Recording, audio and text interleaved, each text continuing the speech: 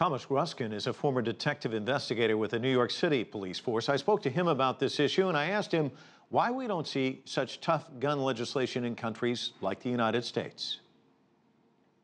We have a two-party system, and there's a lot of different negotiations that have to go into any change in any law, especially gun control, especially in a presidential year where it's become a hot-button issue. Of course, when it comes to tough measures, Germany isn't alone. I want to get your thoughts on a couple of other countries confronted with mass shootings. There were two separate school shooting massacres in Finland in 2007 and 2008. Today, if you want a firearm, you have to prove that you were an active member of a regulated shooting club. Before you can get the gun, you have to undergo a police interview, show that you have a proper gun storage unit, and you have to pass an aptitude test. They're not saying we're taking your guns away. These are just measures that you have to go through. Why can't something like that pass in the United States?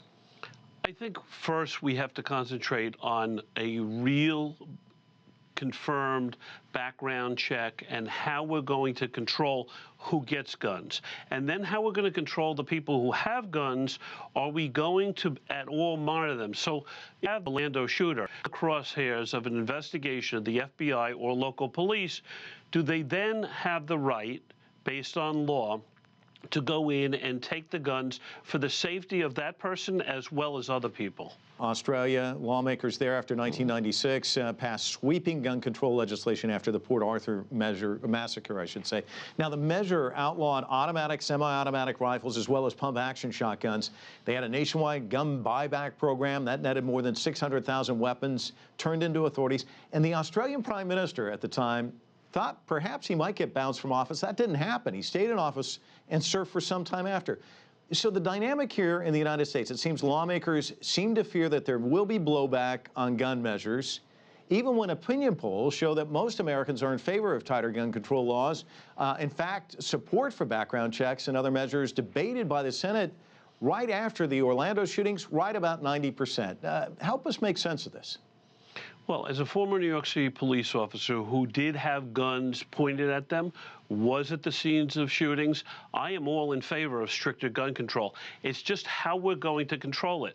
And now you're dealing with two political parties, again, hot-button issues during a political year, who have their different sides. I personally don't see any need for an AK-47 in anyone's hands.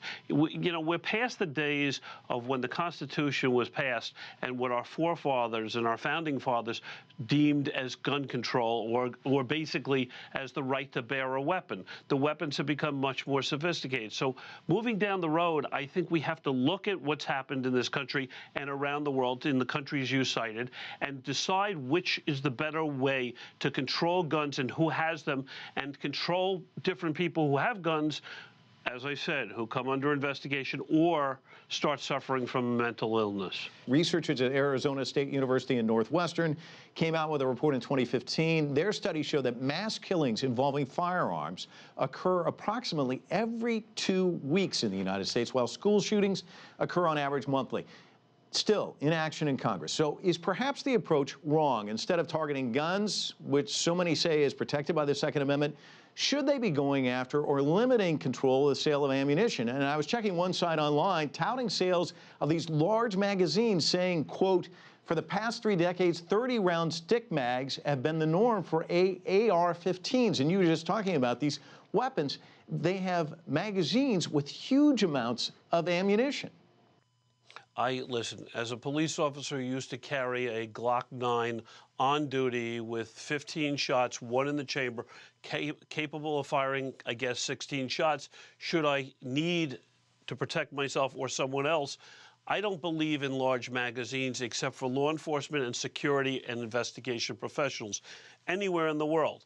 With that said, I think that that's part of what we have to look at going forward to control guns and ammunition in this country. I don't believe that you have to control how many boxes someone can buy because one box can do as much damage as 2 boxes in the wrong hands. So it's a matter of how we're going to control the guns that go into people's hands and then how we're going to control to make sure that no one with the wrong intentions gets a gun.